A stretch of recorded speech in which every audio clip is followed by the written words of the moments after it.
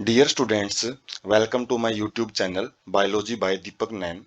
जो one shot series हमने start की है, जिसके अंदर हम एनसीईआरटी बायोलॉजी बुक से जो कंप्लीट चैप्टर हैं उनको एक सिंगल वीडियो लेक्चर में कंप्लीट करेंगे।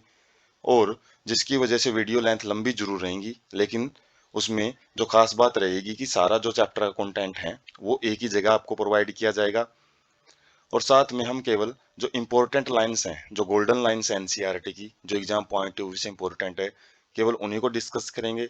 और साथ में इस कंटेंट को आपको साथ साथ में नोट करने की या स्क्रीनशॉट की जरूरत नहीं है, क्योंकि जो पीडीएफ फॉर्मेट है इस वीडियो लेक्चर का, वो आपको डिस्क्रिप्शन बॉक्स में उसका जो लिंक है वो प्रोवाइड किया जाएगा। आज हम 11th क्लास बायोलॉजी से चैप्टर नंबर 2 बायोलॉजिकल क्लासिफिकेशन के बारे में डिस्कस करेंगे। Earlier artificial system of classification. तो अर्लियर का मतलब है पहले किस टाइम के जो सिस्टम ऑफ क्लासिफिकेशन है, मतलब जीवों को वर्गीकृत करने के लिए किस प्रकार के जो सिस्टम है यूज किए जाते थे, ताकि हम अलग अलग ऑर्गेनिजम्स को अलग अलग कैटेगराइज करके उनकी जो स्टडी है उसको इजियर कर सकें, उनको समझना, उनको याद रखना, और उनके अलग अलग जो मोर्फोलॉजिकल करेक्टर्स हैं, उनके एनाटोमिकल करेक्टर्स हैं, तो उनको अलग अलग समझने के लिए हमने जो सिस्टम ऑफ क्लासिफिकेशन है वो चलाए थे स्टार्टिंग में। तो अर्लियर सिस्टम ऑफ क्लासिफिकेशन में देखते हैं, many attempts has been made so far to classify living organism. Living organism को वर्गीकृत करने के लिए, जैसे फर्स्ट चैप्टर में हमने देखा था कि ऑर्गेनिजम्स को वर्गीकृत करना बहुत ज़्यादा जरूरी है, क्योंकि बायोडाइवर्सिटी बहुत ज़्यादा पाई जाती है अर्थ के ऊपर। तो उसके लिए बहुत सारे जो प्रयास हैं वो शुरुआत से ही किए जा चुके हैं ह्यूमंस के द्वारा, using criteria born out of need to use organism for our own use. तो स्टार्टिंग में जो क्राइटेरिया जो यूज किया जाता था, मतलब किस बेस पे हम ऑर्गेनिज्म को क्लासीफाई करते थे, वो स्टार्टिंग में यूज ऑफ ऑर्गेनिज्म के बेस पे था, कि हम ऑर्गेनिज्म का यूज किस बेस पे करते हैं, कि उसका जो खाने के लिए यूज करते हैं, शेल्टर आवास के लिए यूज करते हैं, या फिर क्लोथिंग कपड़े वगैरह के लिए यूज करते हैं। सबसे पहले जो एरिस्टोटल क्लासिफिकेशन सिस्टम आया, जिसमें जो बायोलॉजी के फादर हैं, जूलॉजी के बायोलॉजी के जो फादर माने जाते हैं एरिस्टोटल, तो उन्होंने ऑर्गेनिजम्स को क्लासीफाई करने की कोशिश की थी। Used simple morphological characters to classify plants into trees, shrubs and herbs. तो उन्होंने प्लांट्स को मेनली 3 ग्रुप में डिवाइड किया था मॉर्फोलॉजिकल कैरेक्टर्स के बेस पे।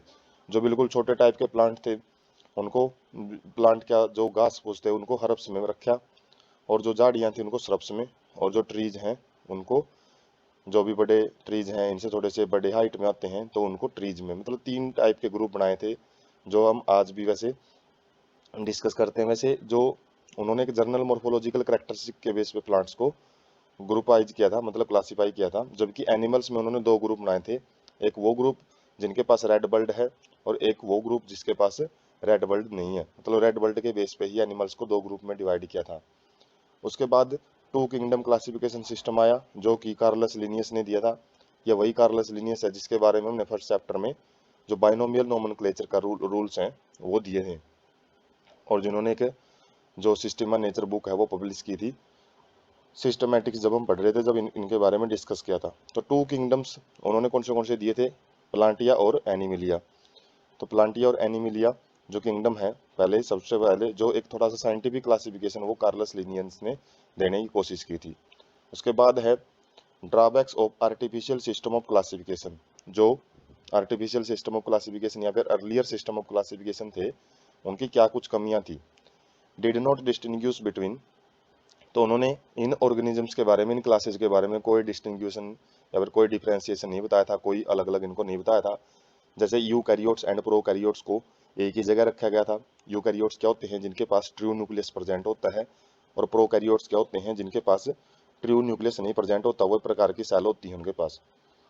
तो इनको एक साथ रखा गया था। यूनिसेलुलर और मल्टी सेलुलर जो ऑर्गेनिजम्स हैं उनको भी कईयों को एक साथ में रखा गया था, और उनके बीच में कोई भी डिफरेंस नहीं बताए गए थे।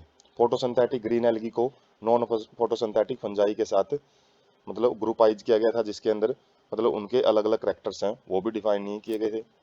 Include bacteria, blue green algae, fungi, mosses, fern, gymnosperms and angiosperms under plants. Plants के अंदर, मतलब उस टाइम पे जो प्लांट और एनिमल 2 किंगडम ही बनाए थे, तो प्लांट के अंदर सभी जीवों को, जैसे बैक्टीरिया आ गया, ब्लू ग्रीन एल्गी आ गई, फंजाई आ गई, तो इनको भी रखा गया था। हालांकि जो मोसिज, फरन्स, जिम्नोस्पर्म्स, एंजियोस्पर्म, ये तो आज भी रखे गए हैं प्लांट किंगडम के अंडर में। लेकिन पहले जो एक्स्ट्रा ग्रुप है उनको भी रखा गया था। किस बेस पे रखा गया था? उनकी सेल वॉल के बेस पे। भाई सेल वॉल है तो प्लांट किंगडम में है, और सेल वॉल नहीं है तो वो एनिमल किंगडम में रखे गए थे। तो सेल वॉल भी अलग अलग टाइप की पाई जाती है। हालांकि उनके पास सेल वॉल तो थी, लेकिन दूसरे करेक्टर्स हैं बहुत ज़्यादा वो डिफरेंट थे एक दूसरे से, फिर भी उनको एक ही ग्रुप में रखा गया था। Did not differentiate between the heterotrophic groups fungi from the autotrophic green plants. तो हम देख सकते हैं जो ग्रुपाइज किया गया था इसमें, जो एनिमल्स, जो प्लांट्स हैं, प्लांट्स के अंदर ही एल्गी को रखा, जो फंजाई है फंजाई को रखा गया था। और फंजाई क्या है? हेटेरोट्रोपिक है, अपना खाना दूसरों से लेता है। लेकिन बाकी के जो भी ऑर्गेनिजम्स है वो क्या है? ऑटोट्रोपिक हैं, बैक्टीरिया को छोड़ के। तो इसमें हेटेरोट्रोपिक और ऑटोट्रोपिक बैक्टीरिया को, मतलब जो भी ऑर्गेनिजम्स हैं, तो उनको एक साथ रखा गया था। आल्थो वाल्स डिफरेंट कंपोजिशन, हालांकि उनकी जो सेल वाल है वो अलग अलग कंपोजिशन की थी। जैसे कि जो फंजाई हैं उनके पास काइटिन सेल वाल होती है, जबकि जो ग्रीन प्लांट्स हैं उनके पास सेलुलोजिक सेल वाल पाई जाती है। Not include other characteristics like cell structure, nature of wall, mode of nutrition, habitat, method of reproduction, evolutionary relationship.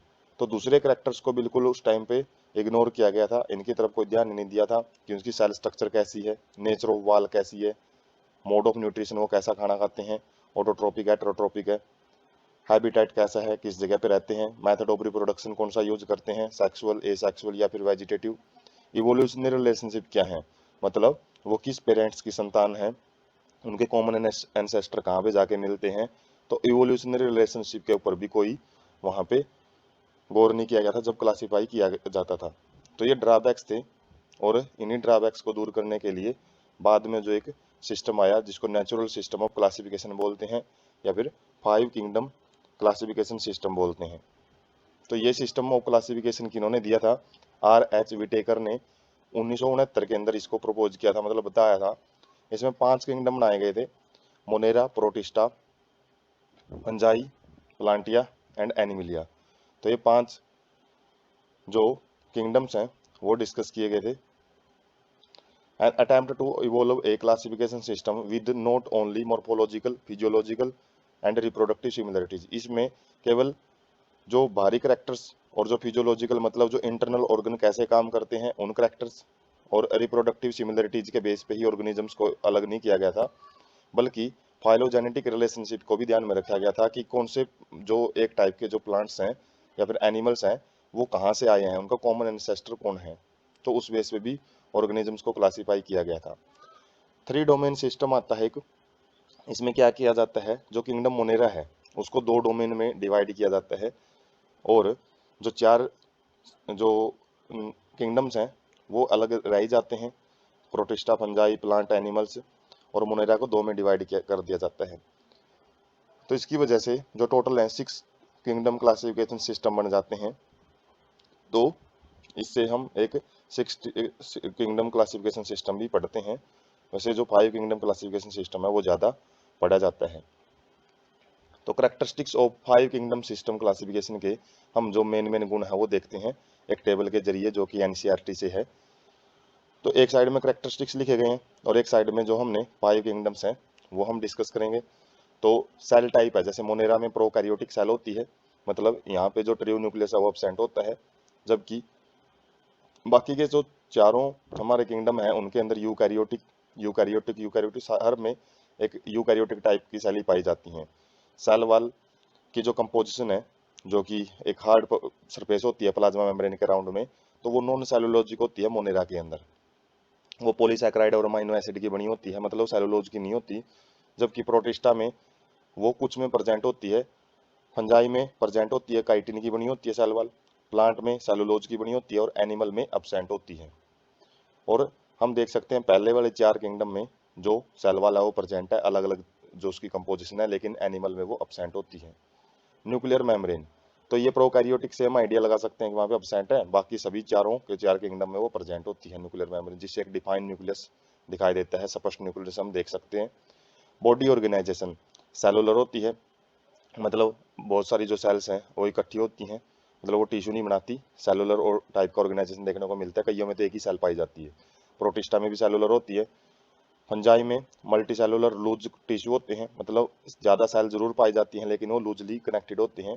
Tissue and organ plant में पाए जाते हैं, और जबकि tissue organ and organ system animal में पाए जाते हैं। मतलब ऑर्गेनाइजेशन कॉम्प्लेक्स होती चली जाती है जैसे जैसे हम हायर किंगडम की तरफ जाते हैं। मोड ऑफ न्यूट्रिशन मतलब खाना कैसे लेते हैं। मोनेरा के अंदर ऑटोट्रोपिक, कीमोसिंथेटिक एंड फोटोसिंथेटिक आ जाते हैं, एंड हेटरोट्रोपिक्स भी आ जाते हैं। ऑटोट्रोपिक और हेटरोट्रोपिक, हेटरोट्रोपिक में सैप्रोफाइटिक जो कि डेड एंड डिकेइंग सब्सटेंस से खाना लेते हैं, और पैरासिटिक में जो अपना खाना दूसरे जीवों से, जिंदे जीवों से लेते हैं, एक होस्ट के रूप में उनको यूज करते हैं। और कीमोसिंथेटिक में क्या होता है, केमिकल रिएक्शन से अपना खाना तैयार करते हैं, ऑटोट्रोपिक का ही टाइप होता है ये। और फोटोसिंथेटिक में फोटोसिंथेसिस से खाना तैयार किया जाता है।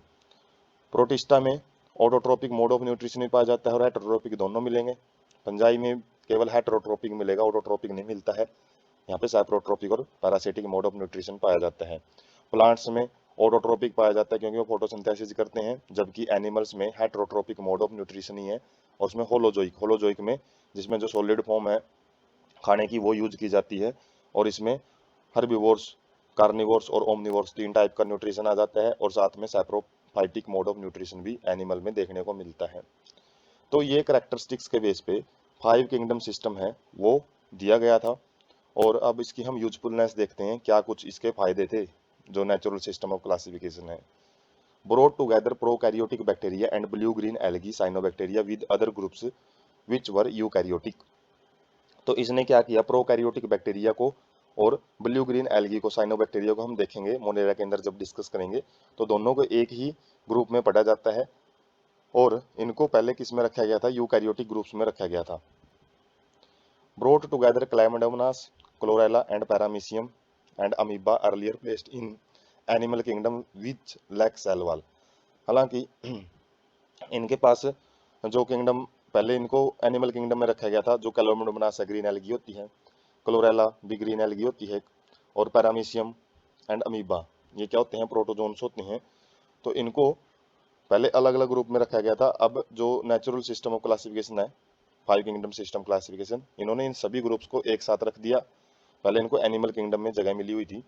Group together unicellular organisms and multicellular organisms. तो मल्टीसेलुलर और यूनिसेलुलर को भी एक जगह पे रखा गया, जैसे क्लैमिडोमोनास है, स्पाइरोगायरा है। तो ये पहले अलग अलग रखे गए थे, लेकिन एल्गी के अंदर जो प्लांट किंगडम का जो एक डिवीजन है एल्गी, तो उसके अंदर इनको रखा गया।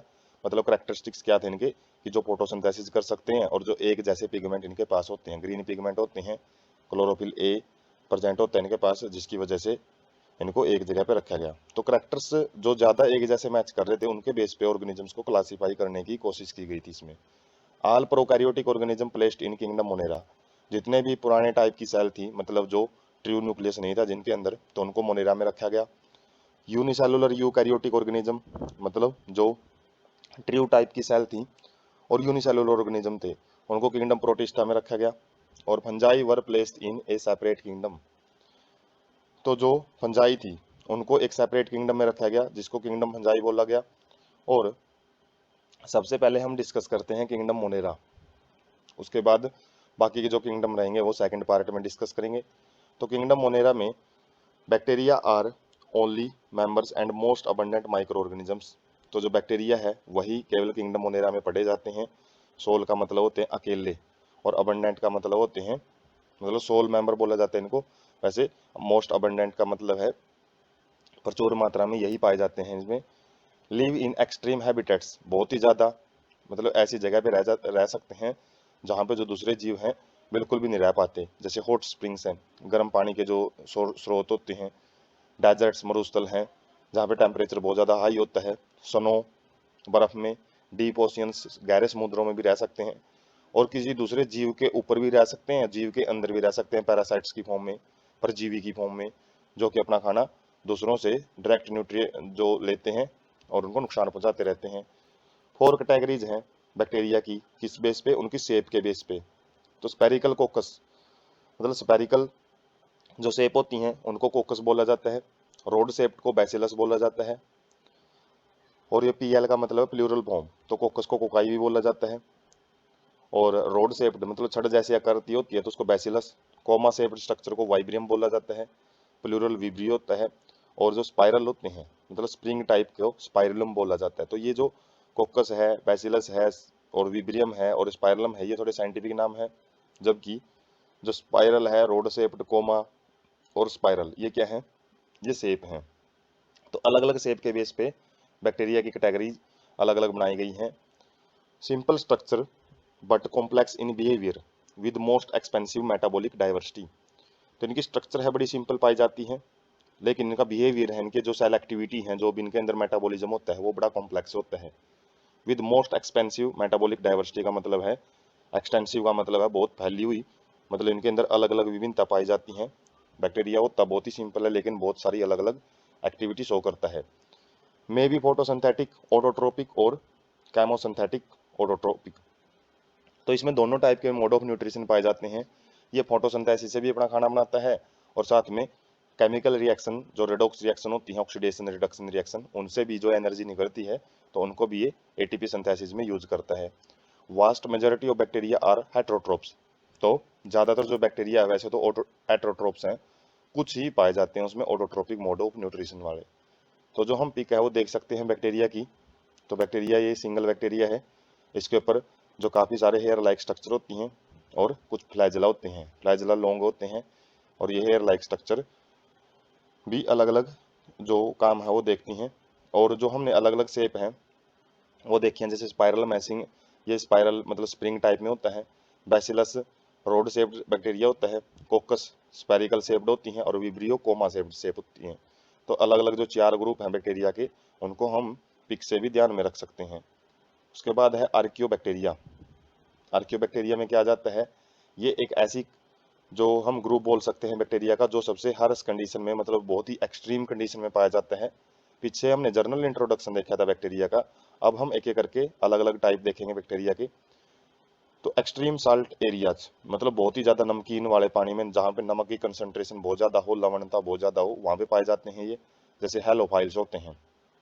हेलोफाइल्स मतलब साल्टी कंडीशन में रहने वाले बैक्टीरिया। हेलो का मतलब साल्टी, और फाइल्स का मतलब जो शेल्टर के रूप में यूज करते हैं। हॉट स्प्रिंग्स मतलब गर्म पानी के जो स्रोत होते हैं, वहाँ पे थर्मो एसिडोफाइल्स बोलते हैं उनको।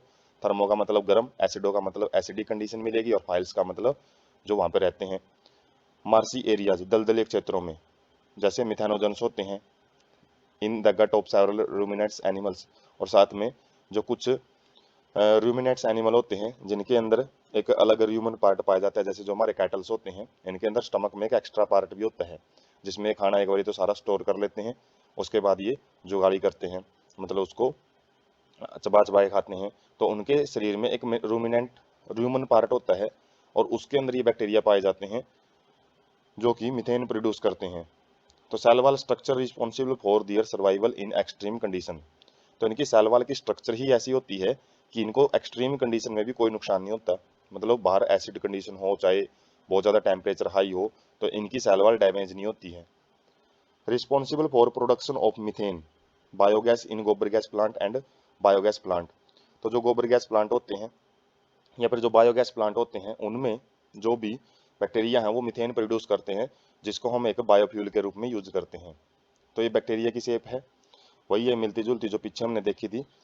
और जो रूमिनेट्स की बात करी गई है, तो जो कैटल्स होते हैं हमारे, जो नॉर्मल जानवर होते हैं, बुफैलो काऊ वगैरह, तो वो उनके जो हमारे जो इनके एलिमेंट्री कैनल है, उसके अंदर हम देख सकते हैं कि ह्यूमन पार्ट होता है, जो ब्लू कलर का जो पोर्शन है और डॉट डॉट से हैं, वो मिथेनोजन्स होते हैं। और इसके अंदर क्या करते हैं ये, जो भी जो पशु चारा खाते हैं उसके अंदर जो भी सेलुलोज होता है, सेलुलोज को डाइजेस्ट करने में मदद करते हैं मिथेनोजन्स। ये सेलुलोज एंजाइम सेलुलोज एंजाइम छोड़ते हैं इनके ह्यूमन के अंदर, जो कि खाने को पचाता है, और साथ में मिथेनोजन्स मतलब मीथेन को प्रोड्यूस करते हैं। उसके बाद है यू बैक्टीरिया, जिनको ट्रियो बैक्टीरिया ही बोलते हैं, मतलब जो ज़्यादातर करेक्टरिस्टिक फीचर बैक्टीरिया के यही ग्रुप है बैक्टीरिया का वो शो करता है। तो इनके पास क्या होती है, रिजिड सेल वॉल, जो सेल वॉल है इनकी जो आउटर परत होती है, जो प्रोटेक्शन का काम करती है, तो वो बड़ी मजबूत होएगी। और यदि मोटाइल होते हैं तो इनके पास फ्लैजिलम भी होता है। फ्लैजिलम क्या होता है कि जैसे टेल टाइप की स्ट्रक्चर होती है, टेल नहीं बोलेंगे, लेकिन वो काम टेल जैसे ही करता है, मतलब मूवमेंट करवाने में मदद करता है इनको। रिप्रोडक्शन कैसे हो सकता है, फिजन के द्वारा। फिजन में क्या होता है, जैसे अमीबा है, 2 के सेल के अंदर डिवाइड हो जाता है, तो ये बाइनरी और मल्टीपल फिजन दोनों के द्वारा डिवाइड कर सकता है। स्पोर फॉर्मेशन के द्वारा भी ये अपनी संख्या बढ़ा सकता है। सेक्सुअल रिप्रोडक्शन में क्या करता है, ये प्रिमिटिव टाइप का जो डीएनए होता है उसको ट्रांसफर किया जाता है दो बैक्टीरिया के बीच में। तो जैसे ही दो बैक्टीरिया से मतलब डीएनए आएगा, एक डोनर होता है एक रिसेप्टिव होता है, और उसके बाद जो केमिकल कम्बिने जो उनके बैक्टीरिया के अंदर जो कम्बिनेशन है वो बनती है वहाँ पे कीमोसिंथेटिक ऑटोट्रोपिक बैक्टीरिया। तो इसके आगे एक क्लास है यू बैक्टीरिया की, जिसमें कीमोसिंथेटिक का मतलब है केमिकल रिएक्शन से जो बैक्टीरिया अपना खाना तैयार करते हैं। तो ये क्या करते हैं, oxidise nitrates, nitrites and ammonia, तो जो अलग अलग केमिकल सब्सटेंस है इनको ऑक्सीडाइज करते हैं और इनसे जो एनर्जी रिलीज होती है तो उसको एटीपी प्रोडक्शन में यूज करते हैं। मतलब जो हम जैसे हमारे शरीर में ग्लूकोज है उसका ऑक्सीडेशन होता है रेस्पिरेशन में हम जैसे पढ़ते हैं, तो उससे जो जो भी एनर्जी निकलती है उसको एटीपी प्रोडक्शन में यूज किया जाता है। इनके अंदर जो ऑक्सीडेशन होती है अलग अलग केमिकल सब्सटेंस की, उनको यूज किया जाता है। तो केमिकल रिएक्शन से खाना बनाया इन्होंने, इसलिए इसको क्या बोलते हैं, कीमोसिंथेटिक ऑटोट्रोपिक बैक्टीरिया। अपना खाना खुद बनाते हैं, दूसरों पर डिपेंडेंट नहीं होते। Helps in recycling nutrients like nitrogen, phosphorus, iron and sulphur. तो ये साथ में किसका काम करते हैं, जो न्यूट्रिएंट साइकिल होता है जैसे कार्बन साइकिल, फास्फोरस साइकिल, तो अलग अलग जो न्यूट्रिएंट होते हैं उनका एक नेचर में बैलेंस बनाए रखने का काम भी करते हैं। तो जो हम सेक्सुअल मोड ऑफ रिप्रोडक्शन की बात कर रहे हैं बैक्टीरिया में, तो यहाँ पे क्या होता है, एक पाइलस होता है और क्या किया जाता है, एक बैक्टीरिया के द्वारा जो जैसे डोनर है, तो डोनर के द्वारा जो प्लाज्मिड है, प्लाज्मिड का कुछ डीएनए पोर्शन एक रेसिपिएंट बैक्टीरिया के पास भेजा जाता है, और जब भी आगे वो फिजन करता है तो उसके पास दो बैक्टीरिया का क्रोमोसोम होता है, एक डोनर का और एक खुद का। तो आगे जितनी भी उसकी प्रोजेनी प्रोड्यूस होंगी, जो संतान प्रोड्यूस होंगी, वो रिकम्बिनेशन टाइप का बैक्टीरिया बोला जाएगा, मतलब उसके अंदर जो दो बैक्टीरिया के गुण होंगे। तो सेक्सुअल मोड ऑफ रिप्रोडक्शन में मेनली दो पेरेंट्स का योगदान होता है ऑफस्प्रिंग के बनाने में।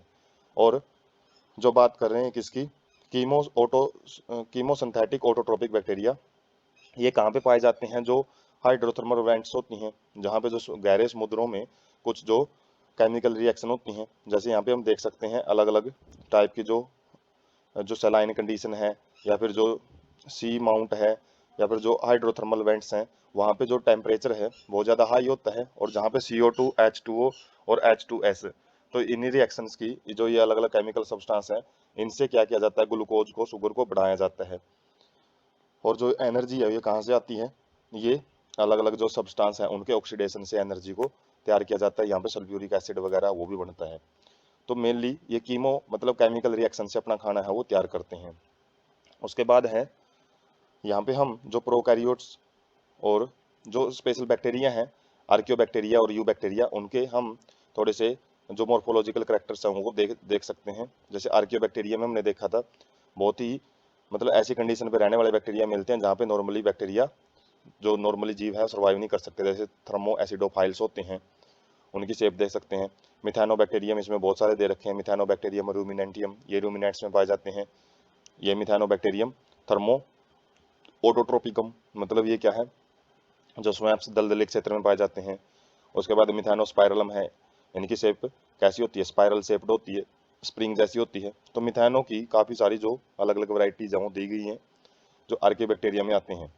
बाकी जो यू बैक्टीरिया है, जो ट्रू शेप्ड, जो ट्रू स्ट्रक्चर वाले बैक्टीरिया हैं, उनके अंदर एनाबिन आ जाता है जो नाइट्रोजन फिक्सेशन करता है। आगे डिटेल में देखेंगे इनके बारे में। ग्लाइडिंग है, ग्राम पॉजिटिव ग्राम नेगेटिव, जो एक ग्राम नाम का साइंटिस्ट था उसने स्टेनिंग दी थी, एक स्टेन बनाया था, एक डाई बनाई थी। जो बैक्टीरिया उस डाई को अपने शरीर के ऊपर लगा लेते हैं, मतलब जब मतलब स्पेशल स्टेनिंग दिखाते हैं, तो उनको ग्राम पॉजिटिव बोलते हैं। और जो वो स्टेनिंग नहीं शो कर पाते, मतलब उस रंग को नहीं अवशोषित कर पाते, उनको ग्राम नेगेटिव बोला जाता है। तो अलग अलग जो शेप है बैक्टीरियाज की, यू बैक्टीरिया और आर्कियोबैक्टीरिया, या उनके जो अलग अलग नाम हैं, वो हम यहाँ से एक आइडिया ले सकते हैं। उसके बाद है साइनोबैक्टीरिया। इसके अंदर आती हैं ब्लू ग्रीन एल्गी। वैसे नाम में एल्गी जरूर है, लेकिन ये एल्गी नहीं होती, ये बैक्टीरिया ही होते हैं, क्योंकि एल्गी जैसा बिहेवियर शो जरूर करते हैं। जैसे एल्गी फोटोसिंथेसिस करती हैं काई, जिसको शैवाल बोलते हैं, लेकिन ये भी फोटोसिंथेसिस करते हैं, लेकिन कैरेक्टरिस्टिक्स इनके बैक्टीरिया जैसे होते हैं। तो ये फ्रेश वाटर, मैराइन वाटर या फिर टेरेस्ट्रियल, मतलब हर जगह मिल सकते हैं। एक्वाटिक ऑर्गेनिज्म भी होते हैं ये, मतलब ताज़े पानी में जिसमें साल्ट कंसंट्रेशन बहुत कम होती है। मैराइन मतलब जिसमें साल्ट कंसंट्रेशन, जिसको खारा पानी बोलते हैं, समुद्रों में पाया जाता है जो। और टेरेस्ट्रियल का मतलब ये स्थल पे भी रह सकती हैं। फोटोसिंथेटिक एंड यूनिसेलुलर ऑटोट्रोप्स, तो ये फोटोसिंथेसिस करते हैं और एक सेल के बने हुए जीव होते हैं। Have chlorophyll a similar to green plants, तो इनके पास क्लोरोफिल होता है और वो क्लोरोफिल जो ग्रीन प्लांट्स होते हैं उन्हीं जैसा होता है बिल्कुल। कॉलोनियल, कॉलोनी बना के रहते हैं ये, सराउंडेड बाय जिलेटिनस सीथ, तो एक सीथ इनके ऊपर एक परत प्रेजेंट होती है। जिलेटिन मतलब जेल लाइक सब्सटेंस होता है जो कि वाटर की जो मात्रा है उसको बनाए रखता है इनके सराउंडिंग में, जो अनफेवरेबल कंडीशन में बचा के रखती है जिलेटिनस सीथ। और फिलामेंटस हो सकता है ये तंतु टाइप में हो, धागे से टाइप में स्ट्रक्चर हो इनकी। Forms blooms in polluted water bodies, blooms का मतलब अपनी बहुत ज्यादा संख्या में बढ़ जाते हैं जब भी वाटर प्रदूषित होता है, मतलब प्रदूषित पानी के अंदर ज्यादा अपनी संख्या को बढ़ा लेते हैं ये। Some can fix atmospheric nitrogen, कुछ बैक्टीरिया ऐसे होते हैं जो नाइट्रोजन होती है एटमॉस्फेयर में, नाइट्रोजन N2 की फॉर्म में जो पाई जाती है उसको बायोलॉजिकल फॉर्म में कन्वर्ट करते हैं, ऑर्गेनिक फॉर्म उसकी बनाते हैं, और वो ऑर्गेनिक फॉर्म अगर प्लांट यूज कर सकते हैं। नाइट्रोजन हालांकि 78% होती है एटमॉस्फेयर में, लेकिन वो यूज की नहीं होती, हम उसको डायरेक्ट यूज नहीं कर सकते। हालांकि हमारे शरीर में नाइट्रोजन के बहुत सारे प्रोडक्ट बनते हैं, जैसे प्रोटीन है, और भी काफ़ी इंजाइम में भी नाइट्रोजन पार्टिसिपेट करती हैं। और ये नाइट्रोजन हम प्लांट से लेते हैं, और प्लांट कहाँ से लेते हैं? सोइल से। और सोइल में बहुत सारे अलग अलग टाइप के बैक्टीरिया होते हैं, जैसे नोस्टोक, एनाविना। ये क्या करते हैं, इनके पास एक हेट्रोसिस्ट सेल होती है जो नाइट्रोजन फिक्सेशन करती है, मतलब नाइट्रोजन की इनऑर्गेनिक फॉर्म को ऑर्गेनिक फॉर्म में बदलती है, नॉन यूजेबल फॉर्म को यूजेबल फॉर्म में बदलती है। उसके बाद है जो माइक्रोस्कोपिक पिक है साइनोबैक्टीरिया की। जब हम साइनोबैक्टीरिया लेके उसको जो स्लाइड पे लेके और माइक्रोस्कोप में देखते हैं तो इस प्रकार के दाग जैसे स्ट्रक्चर दिखाई देती हैं, फिलामेंटस फॉर्म होती है। और यहाँ पे एक फिलामेंटस फॉर्म में जो हम राउंड राउंड स्ट्रक्चर देख रहे हैं, थोड़ी सी बड़ी सेल है, हर एक दागे जैसे स्ट्रक्चर में देख सकते हैं, वो हेट्रोसिस्ट होती है जो कि नाइट्रोजन फिक्सेशन करवाने में मदद करती है। उसके बाद है हेट्रोट्रोपिक बैक्टीरिया या माइकोप्लाज्म। तो हेट्रोट्रोपिक बैक्टीरिया देखते हैं सबसे पहले। हेट्रोट्रोपिक का मतलब ये अपना खाना दूसरे जीवों से लेते हैं, ऑटोट्रोपिक नहीं होते। Significant impact on human affairs, मतलब जो ह्यूमन की अलग अलग एक्टिविटी है उनमें बहुत इंपॉर्टेंट रोल प्ले करते हैं, जैसे making curd from the milk, दूध से जो दही बनाने का जो प्रोसीजर है वो बैक्टीरिया के द्वारा ही किया जाता है। प्रोडक्शन ऑफ एंटीबायोटिक्स, बहुत सारे जो हम इंजेक्शन यूज करते हैं तो उनमें भी बैक्टीरिया यूज किए जाते हैं, किल्ड बैक्टीरिया यूज किए जाते हैं। Fixing nitrogen in legume plants या रूट्स, जो लेग्यूम की रूट्स होती हैं उनके अंदर जो नाइट्रोजन है, लेग्यूम रूट्स क्या होती हैं, जो दालें टाइप के जो प्लांट होते हैं, जो प्रोटीनस सोर्स होता है, तो उनमें जो रूट के अंदर प्रोटीन कंटेंट को, नाइट्रोजन को ये यूजेबल फॉर्म में बदलने का काम करते हैं। पैथोजन्स टू ह्यूमन बींग्स, तो जो ह्यूमंस हैं या एनिमल्स हैं, प्लांट्स हैं, तो उनमें ये बीमारी भी फैलाते हैं बैक्टीरिया। क्रॉप्स, फसलों में फैलाते हैं। फार्म एनिमल कौन से होते हैं, जो एनिमल हस्बेंड्री में हम अलग अलग कैटल्स वगैरह यूज करते हैं, पोल्ट्री फार्मिंग वगैरह करते हैं, तो उनके अंदर जो पेट होते हैं, पालतू जानवर रखते हैं, तो उनमें बीमारी फैलाते हैं, जैसे कोलेरा है, टाइफाइड है, टेटनस है, सिट्रस कैंकर है, तो ये बैक्टीरियल डिजीज होती हैं, बैक्टीरिया की वजह से फैलती हैं। माइकोप्लाज्म, जिसकी हम शेप देख सकते हैं, ऊपर वाली जो शेप है वो एक पैरासिटिक फॉर्म है बैक्टीरिया की जो कि डिजीज कोज करता है। ये मतलब किसी भी एनिमल टिश्यू का डायग्राम है जिसमें बैक्टीरिया शो किए गए हैं। उसके बाद माइकोप्लाज्म की स्ट्रक्चर हम देख सकते हैं, ये राउंड कलर की जो स्ट्रक्चर, राउंड है जो स्ट्रक्चर, वो माइकोप्लाज्म है। और इसकी खास बात क्या होती है, इसमें सेल वाल बिल्कुल एब्सेंट होती हैं, और ये स्मॉलेस्ट लिविंग सेल है, मतलब एनिमल में या फिर प्लांट में जो सबसे छोटी सेल पाई जाती है वो माइकोप्लाज्म होती है। और इसको वैसे एनिमल में ही माना जाता है कि एनिमल में सबसे छोटी सेल माइकोप्लाज्म बोला जाता है। कैन सर्वाइव विदाउट ऑक्सीजन, ये ऑक्सीजन के बगैर भी रह सकते हैं। और many are pathogenic in animal and plants, तो इनकी ज़्यादातर जो फॉर्म है वो तो बीमारी फैलाती है, चाहे एनिमल्स हो चाहे प्लांट्स हो। तो इस प्रकार से जो हमने किंगडम मोनेरा देखा है उसका जो डिस्कशन है यहीं तक कंप्लीट होता है किंगडम प्रोटिस्टा से। तो किंगडम प्रोटिस्टा के अंदर कैसे जीव आते हैं, सिंगल सेल्ड यूकैरियोटिक ऑर्गेनिज्म आते हैं, मतलब एक कोशिकीय, और उनके अंदर यूकैरियोटिक सेल पाई जाती हैं, उनके अंदर ट्रू न्यूक्लियस वाली सेल पाई जाती हैं। प्राइमरली एक्वेटिक, ज़्यादातर ये जो पानी के अंदर पाए जाते हैं, और इनके पास फ्लैजला या फिर सिलिया होते हैं। फ्लैजला पूंछ जैसी स्ट्रक्चर होती हैं जो थोड़ी सी बड़ी होती हैं, संख्या में कम होते हैं, जबकि सिलिया हेयर लाइक स्ट्रक्चर होती है, बहुत ज़्यादा नंबर में होते हैं, स्ट्रक्चर में छोटे होते हैं फ्लैजला से। Forms a link with the other dealing with plants and animals and the fungi, तो ये लिंक बनाने का काम करते हैं, मतलब जो करेक्टरिस्टिक्स हैं इनके अंदर कॉमन पाए जाते हैं किन किन के बीच में, जो कि प्लांट, एनिमल और फंजाई को जोड़ने का काम करते हैं, मतलब इनके पास इन तीनों के करेक्टरिस्टिक्स पाए जाते हैं। रिप्रोडक्शन ये एसेक्सुअली भी कर सकते हैं, जो एसेक्सुअल मोड ऑफ रिप्रोडक्शन है जैसे फ्रेगमेंटेशन, फीजन, बडिंग, तो अलग अलग टाइप का जो एसेक्सुअल रिप्रोडक्शन शो करते हैं। और जबकि सेक्सुअल रिप्रोडक्शन में क्या करते हैं, सेल फ्यूजन, मतलब दो सेल फ्यूज करेंगी और जाइगोट बनता है। मेजर ग्रुप्स क्या क्या आ जाते हैं इसके अंदर जो हमने डिस्कस करने हैं, क्राइजोफाइट्स आ जाते हैं जिसके बारे में हम स्लाइड टू स्लाइड पढ़ते जाएंगे। उसके बाद डिनोफ्लैजेलेट्स, यूग्लिनोइड्स, स्लाइमाउड्स और प्रोटोजोन्स। तो ये मेन 5 ग्रुप ऑफ एनिमल्स हैं, ऑर्गेनिजम्स हैं, वो किंगडम प्रोटिस्टा में डिस्कस किए जाएंगे। तो सबसे पहले हम क्राइजोफाइट्स देखेंगे क्या होते हैं। तो इसके अंदर जो ऑर्गेनिजम्स हैं वो कैसे आते हैं, डायटम्स आते हैं। ये ऑर्गेनिजम्स के नाम, और जो गोल्डन एल्गी है, जो सुनहरी एल्गी होती है जिसको डेस्मिड्स बोलते हैं, तो इन ऑर्गेनिजम्स को क्राइजोफाइट्स में रखा गया है। और ये कहाँ पे पाए जाते हैं, फ्रेश वाटर में पाए जाते हैं और साथ में मैराइन वाटर में भी पाए जाते हैं। Float passively in water currents, ये पानी के अंदर बिना कुछ एनर्जी का यूज किए तैरते रहते हैं, मतलब जिस डायरेक्शन में पानी मूव करता है उसी डायरेक्शन में ये तैरते रहते हैं, इसलिए इनको प्लैंकटॉन्स बोला जाता है, तैरने वाले जीव। Diatoms chief producers in the oceans, जैसे फूड चेन होती है, फूड चेन, फूड वेब, जो हमने 10th क्लास में भी डिस्कस की हैं। तो ये क्या करते हैं, प्रोड्यूसर का काम करते हैं, मतलब जो एनर्जी है, जितनी भी खाने के रूप में जो एनर्जी बनती है समुद्रों में, वो डायटम्स बनाते हैं। Have cell walls in the form of two thin overlapping cells embedded with silica. तो इनके अंदर जो सेल वॉल पाई जाती है वो 2 टुकड़ों में पाई जाती है, और थिन का मतलब पतली, ओवरलैपिंग का मतलब एक दूसरे को कवर करने वाली सेल्स पाई जाती हैं, और जो कि सिलिका में दसी होती हैं। यूज्ड इन पॉलिशिंग, तो इनका इकोनॉमिक इंपॉर्टेंस क्या है कि इनको पॉलिशिंग वगैरह जब की जाती है चीज़ों को चमकाने के लिए, ग्राइंडिंग के लिए, ग्राइंडिंग से ही पॉलिशिंग की जाती है। और फिल्ट्रेशन ऑफ ऑयल्स, जो तेल होते हैं जैसे पेट्रोलियम, पेट्रोलियम को साफ करके जो भी अलग अलग पेट्रोल, डीजल, केरोसिन ऑयल जो बनाए जाते हैं उनके फिल्ट्रेशन में मदद इनको यूज किया जाता है।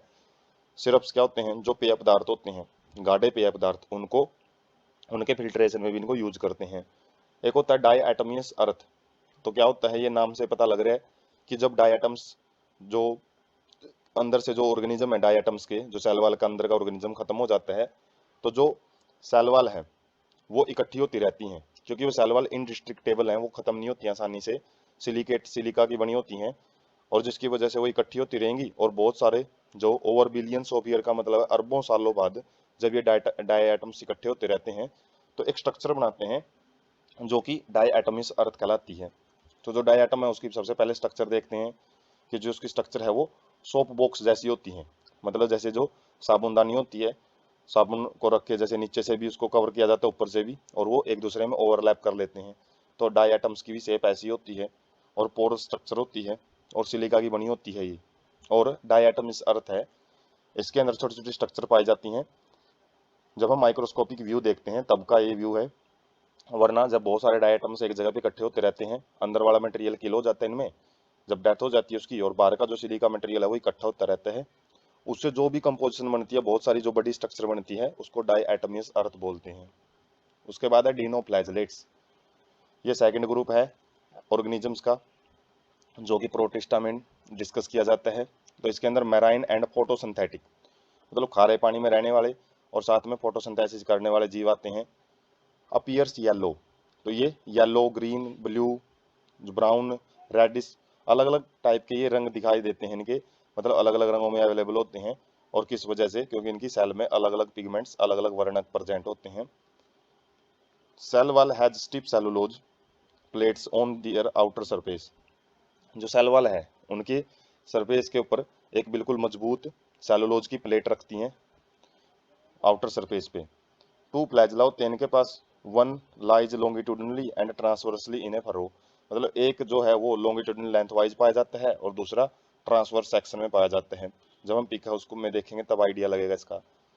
उसके बाद इनकी खास बात क्या है, रेड टाइड्स बनाते हैं, लाल रंग का जो ज्वार भाटा है वो बनाते हैं, फॉर्म्ड बाय रेड डिनोफ्लैजेलेट्स। तो किसके द्वारा बनाया जाता है, गोनिया लेक्स नाम के कुछ रेड डिनोफ्लैजेलेट्स होते हैं, तो उनके द्वारा बनाया जाता है। विच अंडरगो सच रैबिट मल्टीप्लिकेशन, जो कि मतलब बहुत ज़्यादा संख्या में अपनी जो मल्टीप्लिकेशन है वो करते हैं, संख्या बढ़ाते हैं, और टॉक्सिक सब्सटेंस भी रिलीज करते हैं, जहरीले पदार्थ रिलीज करेंगे, जो कि कुछ मैराइन एनिमल्स हैं जैसे कि फिशीज वगैरह, उनको भी किल कर सकता है। तो जो पिक है वो देख सकते हैं हम डिनोफ्लैजेलेट्स की, और इसमें एक फ्लैजला तो इसके लेंथ वाइज होता है टिप पे, और एक फ्लैजला इसके जो फर्रो होती है, दो जो अलग अलग स्ट्रक्चर है उनके बीच में जो एक डिप्रेशन सा होता है, तो गहराई सी होती है, उससे एक फ्लैजला निकलता है ट्रांसवर्स केस में।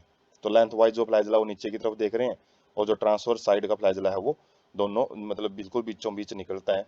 और उसके बाद जो रेड टाइड्स हैं वो देख सकते हैं समुद्र में बिल्कुल लाल रंग के जो लहरें हैं वो बनती हैं, और ये लाल रंग की लहरें किसकी वजह से बनती है, गोनी एलेक्स की वजह से। तो ये होते हैं डिनोफ्लैजलेट्स। उसके बाद है यूग्लिनोइड। तो इसमें यूग्लिना टाइप के जीव आते हैं, और ये कहाँ पे पाए जाते हैं, फ्रेश वाटर ऑर्गेनिज्म में, ताजे पानी में पाए जाते हैं, और स्टैंगेंट वाटर मतलब खड़े पानी में भी पाए जाएंगे, जैसे लेक पौंड का वाटर हो गया जैसे। Have a protein rich layer called pellicle which make their body flexible. तो इनकी जो बॉडी फ्लेक्सिबल होती है, वैसे सेल वाल की वजह से बॉडी फ्लेक्सिबल तो नहीं पाई जाती, लेकिन इनकी सेल में जो सेल वाल है उसमें एक पेलिकल नाम का प्रोटीन पाया जाता है, जिसकी वजह से ये अपनी बॉडी के शेप को चेंज कर सकते हैं। हैव टू फ्लैजला, इनके पास भी दो फ्लैजला होते हैं, एक शॉर्ट होता है छोटा होता है साइज में, और एक बड़ा फ्लैजला होता है। Photosynthetic in presence of sunlight, sunlight की प्रेजेंस में फोटोसिंथेसिस करते हैं। Become heterotrophs in absence of sunlight, तो दोनों कंडीशन पाई जाती हैं, यदि सनलाइट नहीं है तो ये क्या करते हैं, छोटे जीवों का शिकार करके खाते हैं। प्रीडिएटिंग का मतलब होता है उनको मार के खाते हैं, इसका मतलब heterotrophic mode of nutrition show करते हैं। एग्जाम्पल है इसका यूग्लिना। तो जो यूग्लिना हम माइक्रोस्कोप में देखते हैं तो वो इस तरीके की स्ट्रक्चर स्पिंडल शेप्ड स्ट्रक्चर पाई जाती हैं, स्पिंडल शेप्ड स्ट्रक्चर हैं, और ये माइक्रोस्कोपिक व्यू है। जबकि जो डिटेल्ड व्यू देखते हैं डायग्रामेटिक व्यू, वो यूग्लिना इस टाइप की शेप में पाया जाता है। इसके अलग अलग भाग होते हैं, दो फ्लैजला होते हैं इसके अंदर, हालांकि यहीं पे एक ही दिखा रखे है, लेकिन एक फ्लैजला छोटा होता है, और इसके अंदर काफ़ी अलग अलग टाइप की स्ट्रक्चर होती हैं। कॉन्ट्रैक्टाइल वैक्यूल होते हैं जो भी खाना वगैरह लेता है ये, तो जो माउथ है ये माउथ रीजन है, इससे ही खाना लेता है, और जो खाना है वो कॉन्ट्रैक्टाइल वैक्यूल में जाके स्टोर होता है। एक न्यूक्लियस होता है, न्यूक्लियस न्यूक्लियस के अंदर एक न्यूक्लियोलस जो डार्कर एरिया होता है वो प्रेजेंट होता है। क्लोरोप्लास्ट होते हैं जो कि इनकी फोटोसिंथेसिस वगैरह में मदद करते हैं, और फोटोसिंथेसिस जो भी खाना बनता है उसको पैरामाइलोन की फॉर्म में स्टोर किया जाता है। और फोटो रिसेप्टर सेल भी प्रेजेंट होती है इनके पास। फोटो रिसेप्टर पैराफ्लैजेलर बॉडी, मतलब फोटो रिसेप्टर का मतलब लाइट क्या करती है, सेंसिटिव होते हैं, जिस साइड में इनको लाइट दिखती है उसी साइड में ये आगे बढ़ते हैं। एक स्टिग्मा होता है जिसको आई स्पॉट बोलते हैं, ये इसको विजन टाइप की मूवमेंट शो करता है। वैसे मतलब इतनी ज़्यादा एडवांस आई तो नहीं होती इनके पास, आँख तो नहीं होती, लेकिन ये जो फोटो सेंसिटिव रीजन होता है जो कि लाइट के प्रति इनको मूव करवाने में मदद करता है, क्योंकि लाइट की तरफ जाएंगे तभी ये फोटोसिंथेसिस कर पाते हैं। उसके बाद है स्लाइम माउल्ट्स। तो स्लाइम माउल्ट्स कैसे होते हैं, सैप्रोफाइटिक, मतलब ये डेड ऑर्गेनिज्म से अपना खाना लेते हैं, प्रोटिस्टा में आते हैं, और कहाँ पे मिलते हैं ये, डिकेइंग ट्विग्स एंड लीव्स। तो जो गली सड़ी जो लकड़ियाँ वगैरह होती हैं, टहनियाँ होती हैं, तो वहाँ पे ज़्यादा पाए जाते हैं। एक प्लाज्मोडियम स्ट्रक्चर बनाते हैं ये। क्या होता है प्लाज्मोडियम, मलेरिया का पैरासाइट नहीं है, वो हम आगे देखेंगे। ये एक एग्रीगेशन, एक झुंड होता है स्लाइम माउल्ट्स का। कब, जब सुटेबल कंडीशन इनको मिल जाती है तो बहुत ज़्यादा फैल जाते हैं अपने एरिया के अंदर, और ये कई कई सेवरल फीट तक अपनी जो ब्रेथ है, चौड़ाई है, उसमें फैल जाते हैं। Forms fruiting bodies bearing spores during the unfavourable condition. जब इनको अनफेवरेबल कंडीशन मिलती है तो उस केस में कुछ ये बल्लभ जैसे स्ट्रक्चर बनाते हैं, स्पोरेंजिया, जिसके अंदर स्पोर प्रोड्यूस होते हैं। और with extremely resistance walls can survive for many years dispersed by air currents.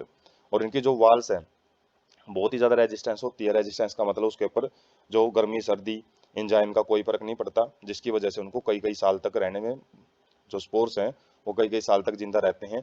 और बाद में जब एयर करंट्स, जब हवा के जो प्रवाह है उसके साथ ये एक जगह से दूसरी जगह फैल जाते हैं, और जहाँ पे भी दूसरी जगह पे गिरेंगे तो वहाँ पे फिर अपनी जो संख्या है उसको बढ़ाने का काम करते हैं।